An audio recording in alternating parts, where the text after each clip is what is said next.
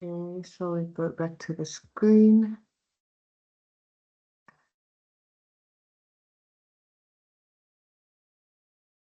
I just want to click to the right screen.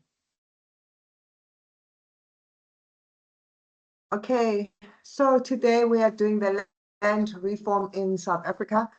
And it says that by the time we're done here, we should be able to discuss the role of land reform in granting the poor access to land, recognize and appreciate the complexities of land reform, and we should be able to critically analyze the potential of the South African land reform policy to achieve equity, efficiency, fairness, and poverty reduction, and assess the progress of land reform in SA and prospects for the future. So in using SA as an example, this unit addresses the land reform issues crucial for future development, especially in the southern part of the African continent. Events around land reform, for example, in Zimbabwe, have led to interrogative thinking and complex nature of this process and of granting the poor access to the land. Coupled with this is the continuous search for better models that can be used to satisfactorily address the socioeconomic conditions created by years of land dispossession in the affected countries. And then they tell us about colonialism, and in some cases, settler colonialism created situations where the majority of the indigenous populations were left virtually landless. And then these events led to evolving land wars over the ownership of land. And then they want to tell us that ownership here is, in this sense, is no single individual or group. No single individual or group anywhere completely owns the land. Ownership could be understood only as referring to the use rights that individuals and or groups have over a particular geographic space. And then similarly, land reform is not only limited to developing countries, it also in developed countries, they also have to assess their own issues. And then it shares when SA entered the democratic era, one of the fundamental issues it had to deal with was the acquisition of land reform, hence the 1997 White Paper on Land Policy. And then you are required to study the land reform processes broadly and from educated opinions. So the first assessment was a YouTube video. I don't know if some of you guys watched it. It was 48 minutes. So I took chance to watch it. And then I tried to get some notes made for you guys. Some AI notes. Some AI notes. And then let me just go to these notes. This is the actual what happened in the actual video. So in the opening, the panelists outline how, okay, let's first go to the theme. Okay, the theme was whether land reform is a path to justice and empowerment or a risk to economic stability and food security. Then the panelists presented contrasting perspectives rooted in history, economics, and social justice. Then the video was talking about the historical injustice. So the panelists were discussing land ownership due to dispossession, and advocates were arguing for redistribution to correct the past wrongs. And then there was economic empowerment arguments within the first 10 minutes, where supporters emphasized the land reform as a tool to reduce poverty. And then they also shared that small-scale farmers could be empowered to contribute to food security.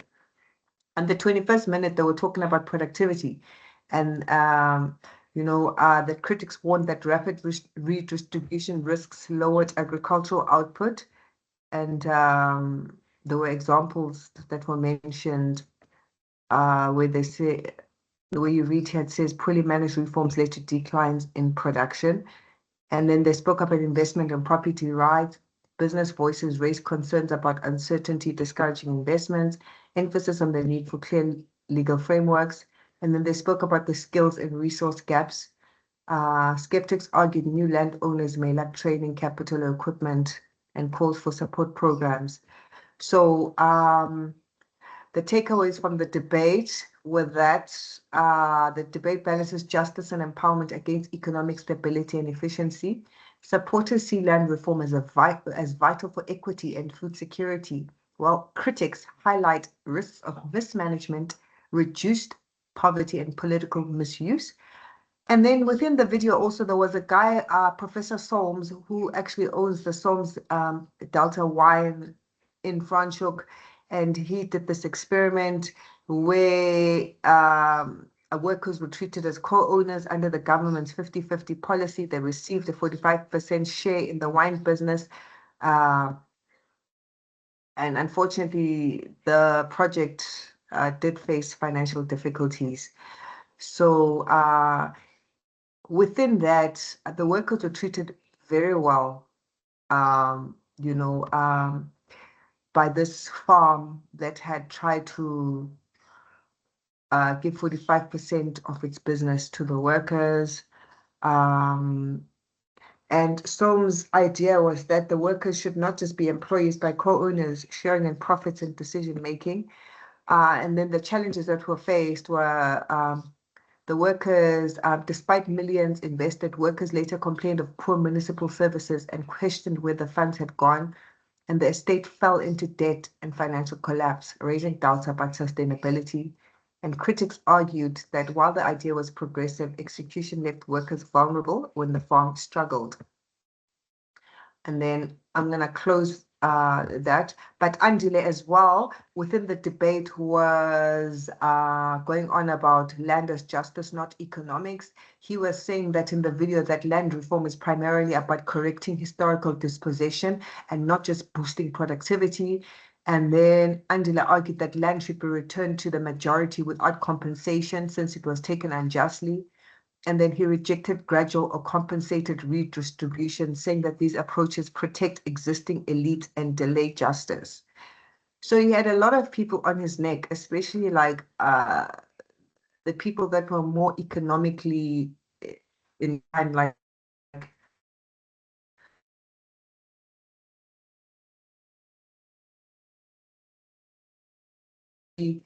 so Angela was like, no, it doesn't matter. Just give the people back their land as it is. And then the government must help these people to stand, you know?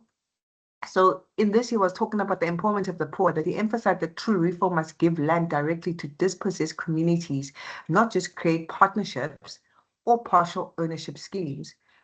And Andile is critical of government pilot projects like the 50-50, which was run by Solms, the white man, and he sees as cosmetic reforms, arguing they failed to deliver real ownership and dignity. And then that brings us to the end of the video. And then now we'll move on to 5.2, the effects of landlessness. So South Africa represents one of the world's most unequal societies in modern times. Centuries of colonialism and settler colonialism ensured that the majority of the country's inhabitants remained marginalized while the minority prospered. According to Hall 2014, the pattern resulting in the dispossession of vast land tracts from indigenous Africans were built up from a number of laws by the colonial powers invading the country from the Cape Colony. In 1658, the white settlers told the Khoi people that they could no longer use the land across the Salt and Liesbeek rivers, for instance. In 1913, the much-dreaded Natives Land Act of 1913 became the main legislation and forced to completely alienate indigenous peoples from their land. The Native Lands Act 27 of 1913 and its promulgation became the sudden infamous moment in South Africa's colonial history as Africans lost their land through dispossession facilitated by this act. Various other laws were passed to remove indigenous peoples from the lands that they had occupied over many years before the dawn of colonialism. In many instances, the displaced people were resettled on marginal lands that were not economically productive. To make matters worse, people were restricted to areas which came to be called reserves and later homelands, or Bantustans. As the population increased, they made demands on the limited geographic spaces provided for them to the detriment of the soil from which they were supposed to derive their livelihoods. Those who finally migrated, either voluntarily or through force, to towns and cities were also faced with laws that prohibited them from owning any form of property in urban areas. And then it tells us that through land dispossession, indigenous Africans were reduced to non-citizens and people without a land.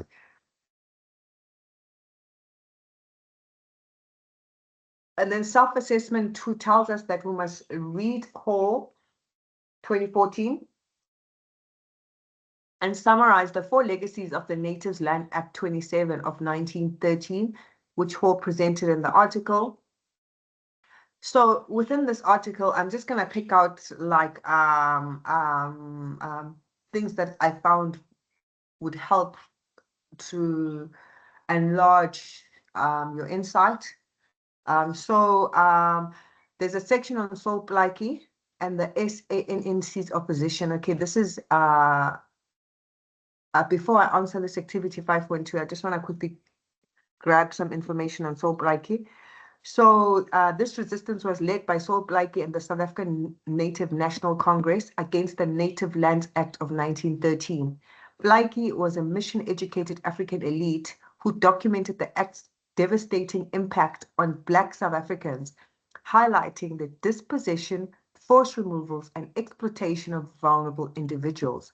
He used rhetorical questioning and biblical allusions to expose the hypocrisy of white settlers and emphasized the suffering of the most downtrodden members of society, such as widows and landless families. Plaatje was a part of the SANNC delegation to England in 1914, which petitioned the British Parliament to veto the act, arguing that it violated the rights of Black South Africans as British subjects. The petition framed the act as class legislation that ignored the natives' right and reduced them to slaves and created lasting racial tensions. Despite emphasizing loyalty to the crown, the delegation's efforts were unsuccessful and the SANNC continued its opposition, sending another petition. So you see that this Native National Congress wrote to King George this petition, which was emphasizing the loyalty of Black South Africans to the British Crown, and argued that the Natives Land Act of 1913 violated their rights as British subjects, and it highlighted the dispossession, exclusion, and injustice caused by the act, framing it as class legislation that disregarded the promises made to the forebearers by the British government. Despite the SANNC's effort, King George and the British Parliament were unmoved, and the delegation's plea to repeal the act was unsuccessful. So now in answering this information about the 4 legacies, so basically I could have easily just copied verbatim and then summarized it, but I thought, okay, let's just read it together. And the 4 legacies, okay, so you've got the material legacy of rural poverty and inequality. Within here, okay, let me read it straight as it is. The 4 legacies of the Native Land Act. Material legacy of rural and poverty and inequality. The Act created stark poverty and inequality, particularly in rural areas. It established a dual agrarian structure with deep poverty in the ex-Bantustans, 13% of South Africa's land, home to 16 million people, and successful capitalist farming in white areas. This division persists with spatial inequality between the Bantustans and the rest of the country still evident.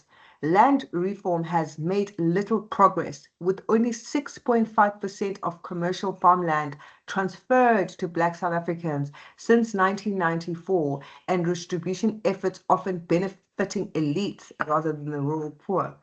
So the first legacy was the displaced legacy of urban poverty and inequality. The Act's impact extends beyond rural areas to urban poverty and inequality. All of the stuff is in your Hall's notes. If you go to Hall, it's all there.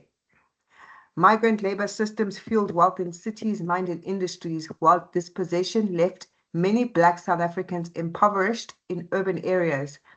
The legacy of the Act is evident in apartheid-era spatial inequalities in cities which remain intact. Post-apartheid dispossession, don't look at this, this is wrong. Let me tell you, Copilot doesn't know how to reference accurately. So people have to do their own homework. So if you're gonna, this is wrong, the page number. The legacy of the Act is evident in apartheid-era spatial inequalities in cities which remain intact. Post-apartheid dispossession continues, with farm workers and dwellers being evicted, often illegally, leaving them destitute and homeless. Then the second legacy was the social and spiritual legacy of division, alienation, and invisibility. The Act created social and spiritual rifts, dividing communities and erasing histories. Restitution efforts have focused on material compensation, neglecting human relations and memorialization. Claimants often feel invisible as their histories and contributions are erased from public memory. Examples include the loss of churches and schools and the absence of formal apologies or acknowledgements from those who benefited from the dispossession. Then the third one is a political and legal legacy. All of this stuff, like I said, is in the whole article, exactly as it is, political and legal legacy of the dualistic governance. The Act established a system of dualistic governance, dividing civil and traditional authority. This legacy persists with laws like the Traditional Leadership Framework Governance Act and the Traditional Courts Bill, granting expanded powers to tribal authorities, often in conflict with constitutional rights. These laws risk converting citizens into subjects within traditional governance systems, perpetuating inequality and undermining the principles.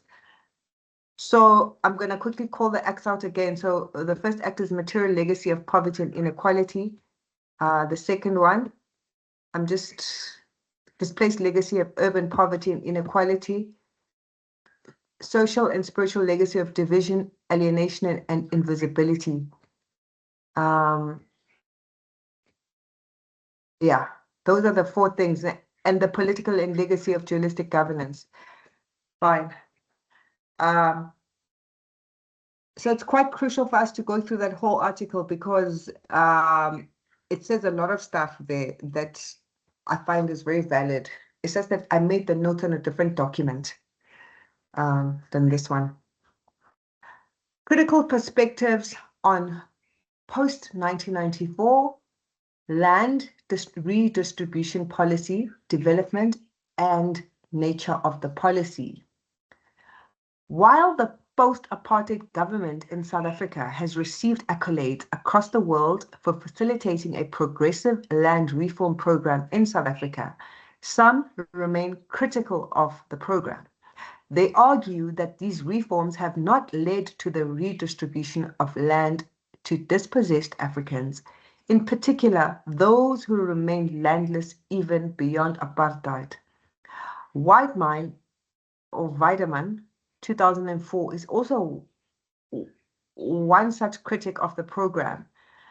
And then in his article, the author presents a critique on the South African land reform policy formulation process, which happened between 1993 and 2000. Weideman argues in this work that the political process of the policy formulation and its subsequent implementation were merely targeting the distribution of socio-economic evidence in the South African post-apartheid society. These transformations are still very much characterized by the very same patterns of inclusion or exclusion of the citizenry in post-apartheid political system. The participants and actors in the policy formulation of the land process that shaped South African land policy were, among others, the former National Party government, the World Bank, the African National Congress, rural and land-related non-governmental organizations, the white commercial agricultural sector, the National African Farmers Union, the former Department of Native Affairs, and the new Department of Agriculture and Land Affairs. Weideman is of the view that the poorest of the poor and the most marginalized sections of society were not involved in this process. Weideman stopped short of calling the process a sham scheme, which excluded the most critical segment of society in its affair. The unhelpful three-part, legalistic, demand-driven, market-based, i.e. willing buyer and willing seller land reform program emanated from this process. This comprised the main aims of the SA land reform policy, which were to A, redress the injustices of the past discriminatory land policies, B, foster national reconciliation and stability, C, underpin economic growth, D, improve household welfare and reduce poverty. So the next assessment told us that we must look at the Weideman 2004 article and explain why the South African land reform policy remained exclusive, although it was meant to be representative. So it asks you to explain why South Africa's post-1994 land reform policy failed to be inclusive, even though it was intended to represent and benefit the landless and dispossessed majority. According to Weideman, the central reason for this failure lies in how the policy was formulated and who had the power during that process. Firstly, the land reform policy was shaped mainly by powerful, these are summaries, not my own words. The land reform policy was shaped mainly by powerful political and economic actors, as you saw, the World Bank, the ANC, all those powerful organizations. They shaped this. You don't care anything about civic society or the poor, rather than by the people most affected by land dispossession. These actors included former National Party government, ANC leadership, the World Bank, white commercial farmers, senior bureaucrats, and well-resourced NGOs. Ordinary rural people, farm workers, labor tenants, and the landless poor were largely excluded from meaningful participation. And as a result, although land reform was presented as a program for the poor, it was generally designed by or with them in mind. It was not designed with them in mind. The second pointer was that the policy process took place within a global neoliberal environment, strongly influenced by the World Bank and the international financial institutions. This influence pushed South Africa towards a market-based, willing buyer, willing seller approach, which assumed that land could be redistributed through normal market transactions. This approach was actually very tone deaf, and it tells us why such an approach is actually tone deaf, because it ignored the historical reality that apartheid had deliberately impoverished Black South Africans, leaving them without the financial resources to participate in land markets. As a result, those with capital benefited far more than the poor citizens, making the policy structurally exclusive. And then the third one, it had to do with the political compromises during the CODESA negotiations, entrenched in strong private property rights in the constitutions. While intended to ensure political stability and investor confidence, these compromises limited the state's ability to redistribute land more aggressively. The protection of property rights meant land reform had to proceed slowly and at a high cost, reinforcing exclusion rather than correcting past injustices. And then the fourth reason was that although NGOs were involved in consultations, Weideman shows that this did not guarantee genuine representation. NGOs often spoke on behalf of organized or better resource communities, while the unorganized landless poor remained unheard. So the NGOs actually failed to lift the voice of the poor. Community inputs were frequently treated as symbolic rather than substantive. and added to policy documents, but not meaningfully incorporated into final decisions. Ladies and gentlemen, this is just a summary. So do not copy it verbatim. What you can do is just read where you need to read, but knowing that this information is there and able to put it in your own words. Lastly, bureaucratic weaknesses and conflicts between state departments further deepened exclusion. The legacy of apartheid-era administration, poor coordination between the departments of agriculture and land affairs, and later, political infighting all slowed implementation. This meant that even those who were theoretically eligible for land reform often failed to benefit in practice. So to summarize this whole thing, the land reform policy remained exclusive because policy power rested with elites rather than the poor. Global market principles were shaped by policy choices. Constitutional compromises limited redistribution, and participation by communities was largely symbolic, and a weak state capacity undermined implementation. Together, these factors meant that land reform served political stability and economic orthodoxy more effectively than redistributive justice, leaving the intended beneficiaries on the margins. So it served political stability and the economic elements, instead of redistributing. And that was Weideman's article.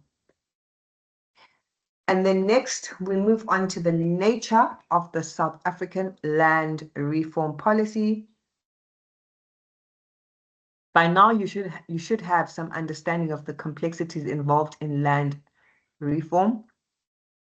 You will understand these complexities best if you read some of the articles, especially for the assignment. The articles provided by the assignment, they do share the complexities best.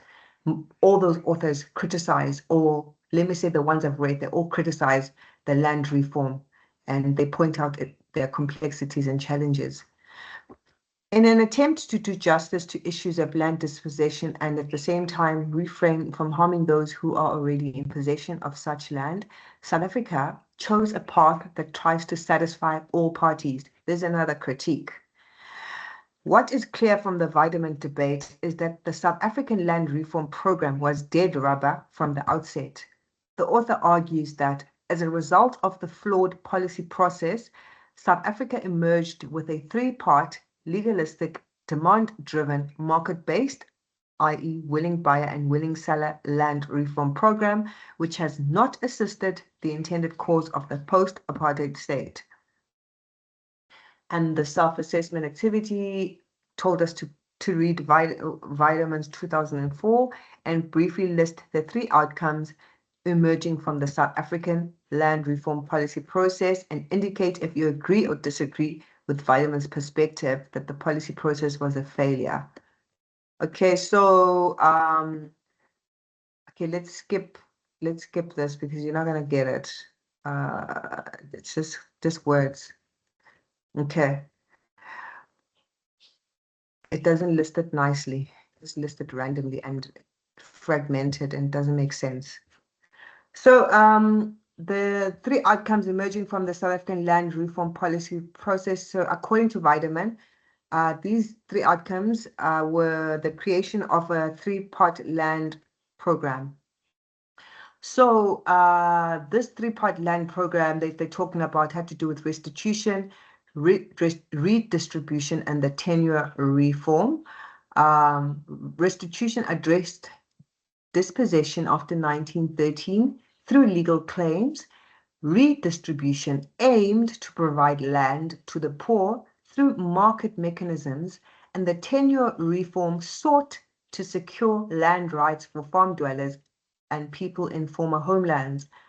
However, Weideman notes that this structure was highly legalistic, demand-driven, and market-based, which limited its ability to reach the poorest rural people who lacked legal knowledge, financial resources, and capacities to engage within the system. And then the adoption of market-based, willing buyer, willing seller approach. So this outcome was the firm adoption of a market-based land reform model, commonly referred to as a willing buyer, willing seller principle. This approach was strongly influenced by global neoliberal thinking and the World Bank. So it's actually the World Bank that even influenced the ANC and in drafting this policy. And it prioritized property rights and voluntary transactions over state-led redistribution.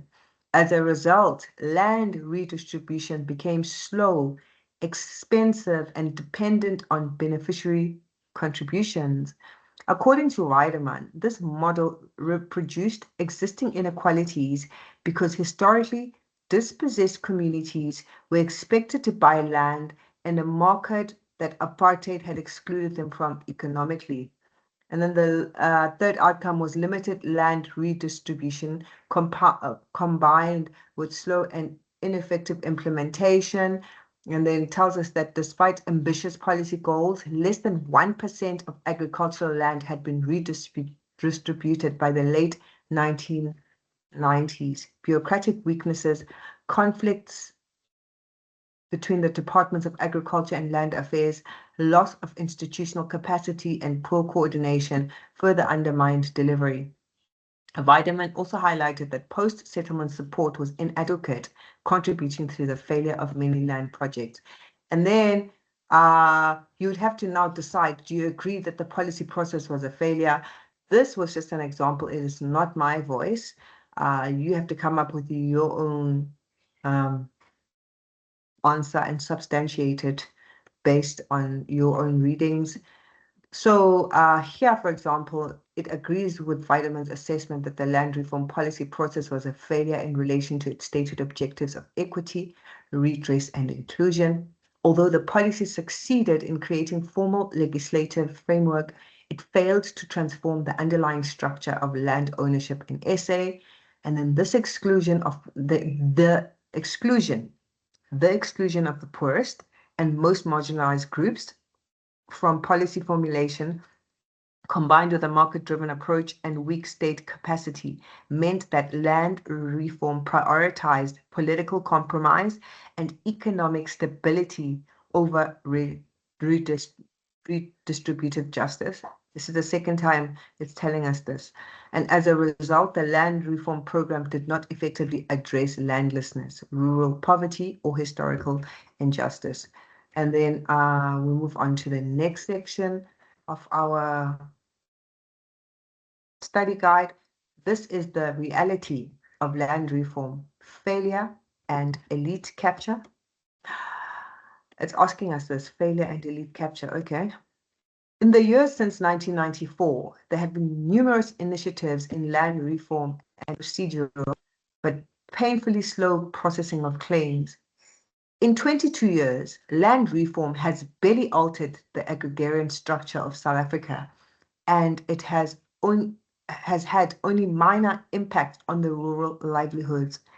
Around 8 to 9% has been transferred through restitution and redistribution, and many settled restitution claims have not been fully implemented. The great majority of 69,000 urban restitution claims have been settled through cash compensation. That's in the article by Cousins, exact words of Cousins. The author here contends that something went wrong with the South African land reform program, and he was asking what has gone wrong. Then Cousins advances 6 suggestions. The first one is the relevant policy frameworks lack coherence. 2, the government has used private ownership as its model. 3, yet 60% of South Africans are on land without official registration.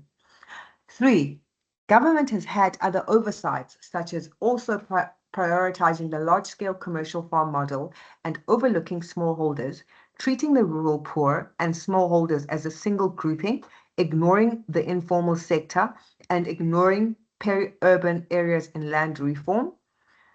The fourth one is elites, including agribusiness, mining interests, and chiefs, have captured the policy agenda. 5, land has also been taken up as a weapon of populist politics. And 6, relevant state capacity is lacking. Okay. In the article by Hall and Keep, they concur with the points about absence of secure land rights, discordance among state departments, and elite capture by agribusiness backed by state collision. This scenario has resulted in perverse forms of land reform. Our findings indicated a contorted reform governed by state officials, consultants, and agribusiness strategic partners who are concerned with surveillance and control of beneficiaries in projects with precarious tenure on unsubdivided commercial farms now owned by the state. I'm sorry, usually I would have made this clearer what the people are saying by actually putting a synonym in brackets so that you could understand what this is saying, because it's quite complex if you just read it from like for me, I'm finding it hard to understand it because I didn't break it down because of time. So in the next activity, it said that after reading Cousin's article in the e-reserves, we needed to summarize in a short paragraph at least 6 lines of the critical evaluation points or areas of the land reform program in South Africa under the successive presidencies of Mandela, Mbeki, and Zuma. So I also got it summarized, and basically why I did this is because I wanted to understand what's in each. Sometimes in e-reserve articles, I like to draw the outline of each chapter, each section, so that if an article asks me, or if an essay asks me a question, I'm able to scroll through the document subsections and see which subsection I need to concentrate on directly. So we're not going to do that one now. This is just the article itself, the subtitles.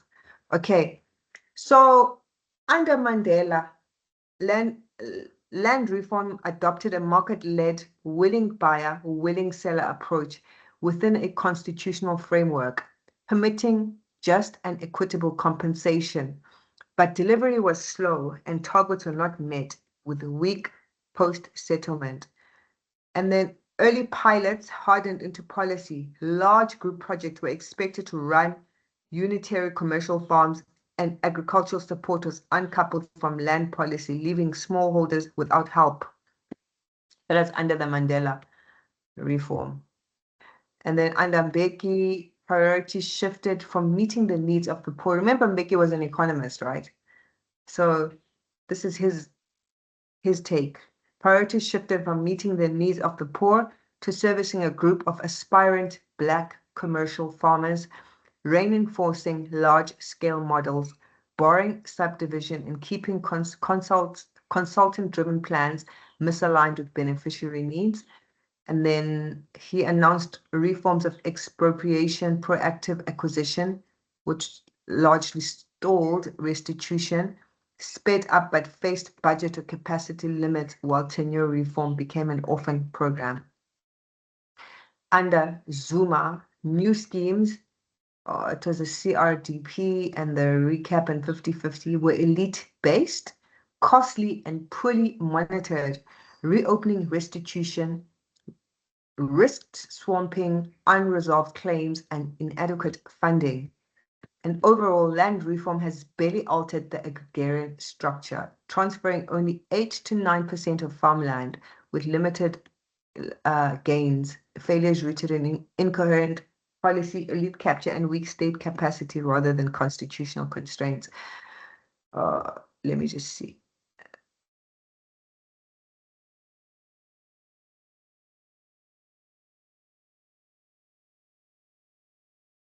I'll just say something here.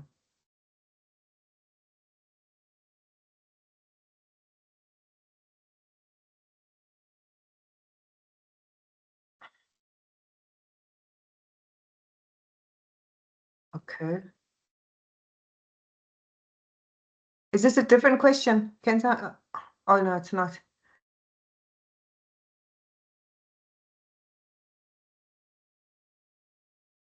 Just want to see something here. Okay. Activity 6.5.7, 6 factors causing failure of land reform in South Africa. According to Cousins, if you remember, they had mentioned this in the study guide itself. They'd listed them. So here it talks about 6 factors causing failure of land reform in South Africa by Cousins. That is a lack of coherent policy frameworks. Cousin argues that land reform objectives were unclear and poorly aligned with agrarian reform, as land, agriculture, water, and rural development policies remained weakly integrated. This incoherence meant that redistribution did not fundamentally restructure the rural economy or support smallholder farming. And then there was an inappropriate reliance on private ownership as the ideal tenure model. The state treated private land ownership with registered title deeds as the preferred form of tenure, despite the fact that most South Africans live under informal or socially embedded tenure systems that were not adequately recognized or protected. Unexamined assumptions shaping policy design. Cousins notes that land reform was undermined by assumptions that large-scale commercial farming was the main viable model and that rural people were a homogeneous group. These assumptions led to poor targeting, unsuitable projects, and neglect of informal agricultural markets. The other one was elite capture of the land reform agenda. Land reform increasingly benefited political and economic elites, including emerging Black commercial farmers, traditional leaders, and agribusiness interests, while the rural poor, farm workers, and smallholders remain marginalized. And then there was a political misdirection. So Cousins argues that land and a populist rhetoric. Cousins argues that land reform became a politically symbolic issue dominated by race-based rhetoric and vote-seeking behavior. Radical language masked the contribution of elite-based policies and failed to translate into meaningful redistribution. Okay, then the weak state capacity and the poor implementation. Cousin highlights inadequate state capacity, including weak leadership, limited budgets, poor monitoring and evaluation, and a lack of reliable data. These shortcomings severely constrained implementation and learning within the land reform program. Okay, I think here, let's go to 5.6. Given the noble, taking land reform forward. Given the noble values espoused in early land reform documents after 1994, it is distressing that land reform has taken this negative direction. There needs to be a wide debate on the best way to reconnect land reform to popular interests. Cousins offers a way forward. His suggestions include secure social rather than private tenure rights in both rural and urban areas, creating non-farm jobs for most of the rural population, developing employment around small-scale agriculture for about 1 million citizens, and redistributing 80% of commercial land to 200,000 Black smallholder farmers. And also another way forward is building government extension support to smallholder agriculturalists, increasing state capacity, making rural development a function of local government, and settling most restitution claims through cash settlement. Each of these provisions is contestable, but to contest them academically, a full reception of this argument is necessary. So activity 5.8 simply tells us just to read page 146 to 152 so that you can do. I do, before I shut off this class so that we can quickly look at the assignment question. The conclusion here states that we had covered critical perspectives on the post-1994 land distribution initiative. It described the nature of the South African land reform policy, land reform implementation has not been plain sailing, and it has been met with numerous challenges and triggered contestations among stakeholders. Some even describe land reform initiatives in South Africa as emotive and volatile. Remember that YouTube video. You could reference from the YouTube video if you think that would be easier as well. There has been fierce contestation regarding how this initiative should be handled. In this battle of ideas, our module provided critical perspectives on the reality of land reform, with specific focus on the failure and the capture of the policy by political elites who use this for personal benefit. We concluded the debate by suggesting a way forward on land reform. And that brings us to the end of the module. Now, I'm just looking for, please give me a second. I just want to see which screen I'm going to share again. So what I did was I have a DVA4801 summaries page where I know I can't read everything now, but where I just need to understand what's going on in each article. So I've got a different document for that. And I'm looking for the assignment. Please just give me a sec. I'm looking for the assignment question, because apparently sometimes they ask us the assignment questions. Assessment and areas. Okay. So I'm just opening this document. I'm gonna stop sharing now. I'm gonna stop recording.